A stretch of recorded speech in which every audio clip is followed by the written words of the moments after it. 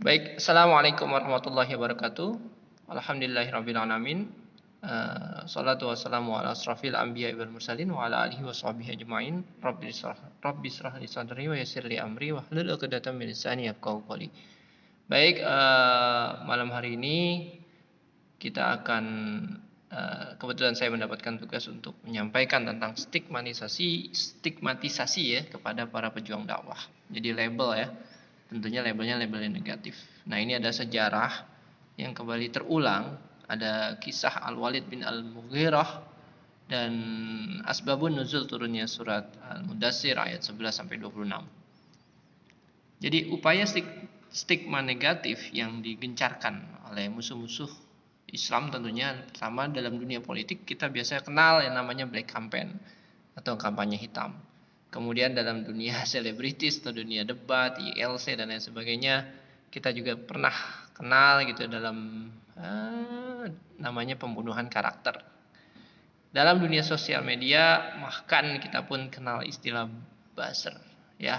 Jadi secara etimologi dia adalah lonceng bel atau alarm yang digunakan sebagai alat untuk mengumpulkan massa di sebuah tempat, tapi memiliki tujuan untuk menyampaikan suatu pengumuman.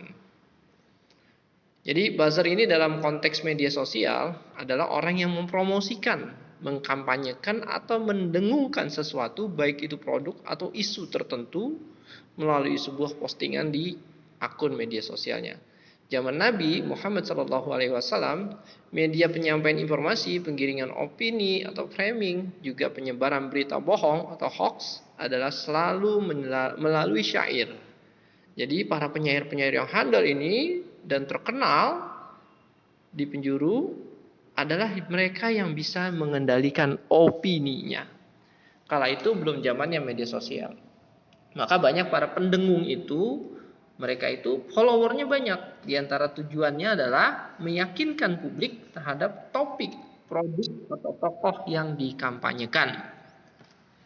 Caranya pun beragam. Harapannya mereka kredibilitas penyampai pesannya hancur, ya kan? Apapun yang disampaikan menjadi tak bernilai. Yang salah bisa jadi benar, yang benar bisa jadi salah. Nah, julukan-julukan yang biasa dimunculkan atau senjata ampuh untuk menjatuhkan adalah pertama ada kata-kata ustadz ekstrim, pendukung teroris, anti Pancasila, mengancam kebinekaan, anti tahlil, anti maulid dan lain sebagainya.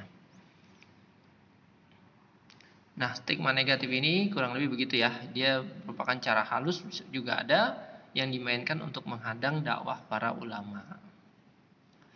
Jadi cara buzzer membungkam dakwah pernah terjadi di zaman Muhammad Hatta 1928, di mana para pemuda diminta untuk dipaksa ya menjuluki pahlawan-pahlawan itu seperti Diponegoro, Tuanku Imam Bonjol, Tengku Umar sebagai pemberontak, pengacau, penjahat dan sebagainya. Bahkan Buya Hamka pun pernah difitnah sebagai pengkhianat bangsa yang ujung-ujungnya masuk ke jeruji besi. Bahkan kalau kita mau flashback history, ada Said bin Musayyid, senior para ulama tabi'in, dia dikriminalisasi, dipenjara. Imam Syafi'i juga dituduh pendukung Syiah. Begitu juga Imam Ahmad, ya kan? Dia dituduh sesat dan diasingkan. Nasib Ibnu Taimiyah juga demikian. Dan juga ulama-ulama yang kontemporer, Said Qutb, Hasan al-Banna juga pun demikian. Nah, opini jelek pun pernah menimpa Nabi Musa ketika ketika Musa menyampaikan kepada Firaun sebuah wahyu dan kebenaran, hingga sampai terjadi dialog. Akhirnya Firaun pun tak mampu lagi membantah argumennya Nabi Musa. Maka mulai tuh Firaun senantiasa memberikan opini-opini bahwa pewaris Musa adalah pembawa pesan yang tidak kredibel, ya kan? Dan dia tanamkan label-label negatif kepada Nabi Musa. Bahkan menuduh Musa gila, ya kan?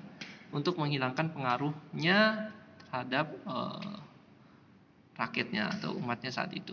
Tidak berhenti di situ, juga Musa dituduh penyihir, ya.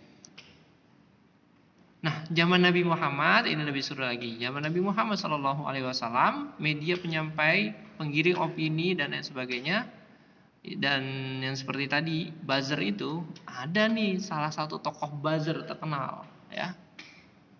Dia adalah Al-Walid bin Al-Mughirah. Jadi dia ayahnya Khalid bin Walid, ya. Ia adalah buzzer kekuasaan yang bekerja untuk menyenangkan kaumnya. Ia buzzer istana yang sangat mahir dalam mengendalikan opini publik. Pada akhirnya ia mati sementara kebencian sudah teramat dalam menusuk dalam jiwanya. Al-Walid dipilih karena dia punya kedudukan dan cerdas. Sebagai tokoh ia turun langsung. Nah, bukan dengan menyewa para buzzer kelas teri yang baru belajar sastra. Tugas kaumnya adalah mengamplifying opini yang dibangun.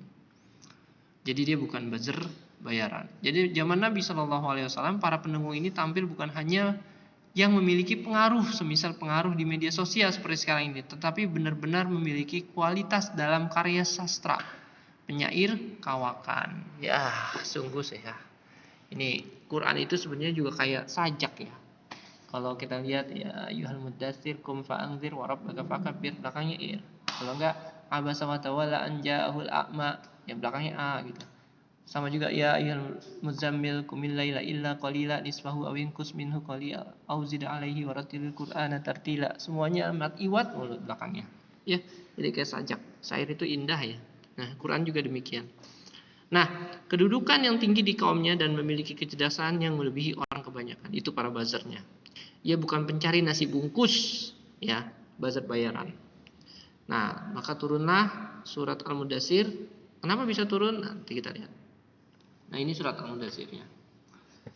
A'udzu billahi minasyaitonir rajim. Bismillahirrahmanirrahim. Dzarni wa man khalaqtu wahida wa ja'altu lahu malam mamduda wa banina syuhuda wa mahattu lahu tamhida thumma yatama'u an azid kalla innahu kana li ayatina anida sa'urhikuhu sa'uda innahu fakkar wa qaddar faqutila kaifa qaddar thumma qutila kaifa qaddar thumma nadhar thumma abasa wa basar thumma adbar wastakbar faqala in hadha illa sihrun yu'thar in hadha illa qaulul bashar sa'uslihi saqar. Kelak aku akan memasukkannya ke dalam neraka sakor. Jadi apa bunyinya? Biarkanlah aku yang bertindak terhadap orang yang aku sendiri telah menciptakannya. Dan aku berikan baginya kekayaan yang melimpah. Dan anak-anak yang selalu bersamanya. Jadi diberikan kekayaan. Dan aku berikan baginya kelapangan hidup seluas-luasnya. Kemudian dia ingin sekali agar aku menambahnya. Ditambah terus. Tidak bisa karena dia telah menentang ayat-ayat Al-Quran. Aku akan membebaninya pendakian yang memayahkan. Sesungguhnya dia telah memikirkan dan menetapkan apa yang ditetapkannya. Maka celakalah dia. Bagaimana dia menetapkan? Sekali lagi celaka dia. Bagaimana dia menetapkan? Kemudian dia merenung memikirkan. Lalu berwajah masam dan cemberut. Kemudian berpaling dari kebenaran dan menyombongkan diri. Lalu dia berkata, Al-Quran ini hanyalah sihir yang dipelajari dari orang-orang dahulu. Ini adalah perkataan manusia. Kata Allah, kelak aku akan masukkan ke dalam neraka sakor. Jadi ulama semua sepakat nih. Imam Al-Suyuti, Al-Qurtubi, At-Tabari, Ibnu Katsir dan lain-lain sepakat bahwa yang dimaksud surat Al-Mudatsir ayat 11-26 tadi adalah Al-Walid bin Al-Mughirah. Al-Walid mendapatkan limpahan kebaikan namun menentang Quran. Bukan hanya itu, ia membuat narasi bohong atau hoax bahwa Al-Quran ada sihir yang dipelajari. Berarti Muhammad bin Abdullah juga tukang sihir. Narasi inilah yang diopinikan kepada kaumnya dengan tujuan untuk meyakinkan dan menyenangkan kaumnya. Untuk mengetahui cara kerja Al-Walid dalam menggiring opini, mari kita simak riwayat dalam Al-Mustadrak Al-Hakim dari Ibnu Abbas radhiyallahu anhu, di mana Imam Al-Hakim menilai riwayat itu sahih sesuai dengan syarat Imam Al-Bukhari sebagai berikut. Dari Ibnu Abbas bahwa Al-Walid bin Al-Mughirah menemui Rasulullah sallallahu alaihi wasallam, kemudian Rasulullah membacakan Al-Qur'an kepadanya. Sepertinya Al-Qur'an itu melembutkan kekufuran Al-Walid. Kabar ini sampai ke telinga Abu Jahal. Ia pun datang untuk menemui Al-Walid. Terjadi percakapan antara Abu Jahal dengan Al-Walid. Abu Jahal mengatakan, "Wahai paman, sesungguhnya kaummu ini ingin mengumpulkan harta untukmu."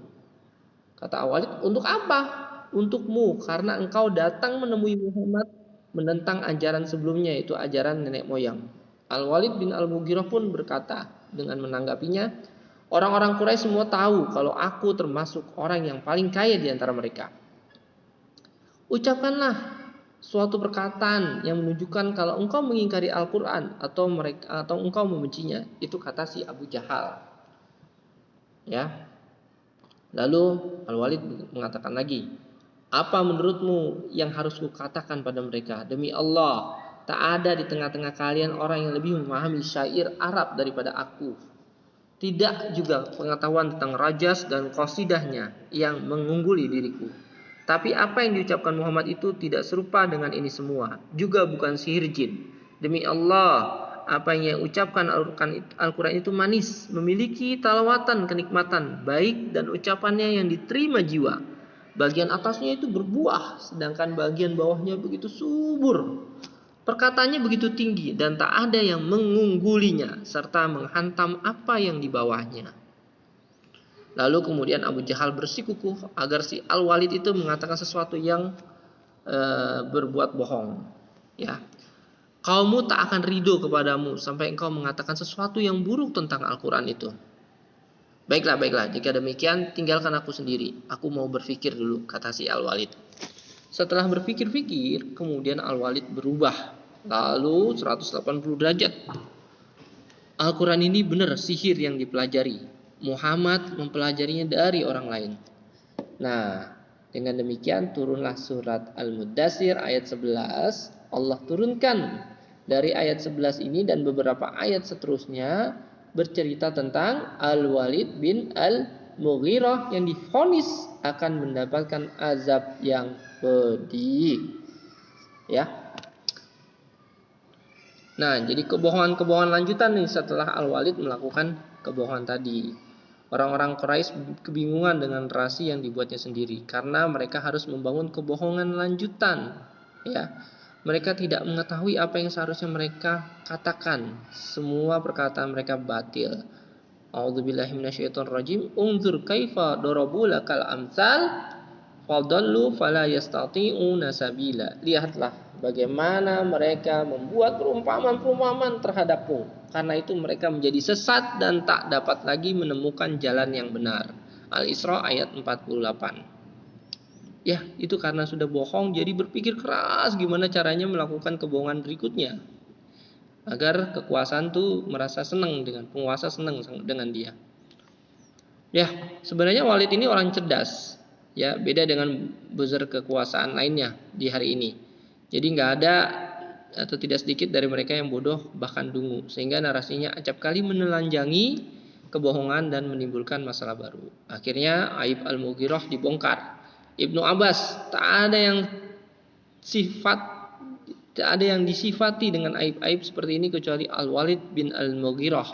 Aib yang menjangkitnya sepanjang hayat. Ini ada di Tafsir Al-Jalalain volume 1 halaman 758. Bahkan semua sifat buruk Al-Walid diabadikan dalam ayat berikut di surat Al-Qalam. A'udzu billahi minasyaitonir rajim. Wa la tuti' kulla halafim mahin hammazim masya'im binamim manna'il lil khairi mu'tadin athim utullim ba'da dzalika zanim an kana dza malin wa banin idza tutla 'alaihi ayatuna qala asatirul awwalin. Dan janganlah kamu ikuti orang-orang yang banyak bersumpah lagi hina, yang banyak mencela, yang kian kemari menyebar fitnah, yang sangat mencegah dari berbuat baik, yang melampaui batas lagi banyak dosa, yang kaku lagi kasar. Selain dari itu, yang terkenal kejahatannya dan nasabnya tak jelas karena dia mempunyai banyak harta dan anak. Apabila dibacakan kepada ayat-ayat kami, ia berkata, ini adalah dongengan orang-orang dahulu kala. Al-Qalam ayat 10-15. Ya, mendengar ayat ini, Al-Walid pun naik pitam dengan menghunus pedangnya, bahkan dia datangi ibuku. Muhammad menyifatiku dengan 10 sifat, hanya 9 sifat yang aku temukan dalam diriku. Adapun yang satunya zanim, tidak aku ketahui artinya. Mohon jelaskan ibu, maknanya apa? Atau pedang ini terpaksa menebas lehermu ibu. Ancamnya ingin tahu. Bapakmu itu kaya raya, kata ibunya. Namun lemah sawat atau impoten. takut hartanya tak ada yang mewarisi, saya pun dipaksa untuk digauli oleh seorang pengembala. Engkau adalah anak si pengembala itu. Jadi jelas ya. Nah, beberapa sifat yang dimiliki olehnya yaitu suka bersumpah demi menutupi kebenaran, hina karena tak ada orang yang seperti itu, suka mencela, penyulut fitnah atau pengadu domba, penyegah kebaikan, banyak dosa, penganiaya yang melampaui batas, berperilaku kasar, ya, caci maki, keras, berakhlak buruk, nasabnya nggak jelas keturunannya, karena akhlaknya seburuk-buruk akhlak, dan memiliki daya dukung finansial yang melimpah, bahkan kekayaannya pun di backup oleh penguasa. Orang-orang yang seperti ini banyak harta, lebih banyak pengikut. Semoga Allah menenggelamkan para buzzer kekuasaan yang menyesatkan kebenaran informasi dan memecah belah persatuan dan kesatuan umat. Hadanallahu wa iyyakum ajma'in. Assalamualaikum warahmatullahi wabarakatuh. See you, bye bye.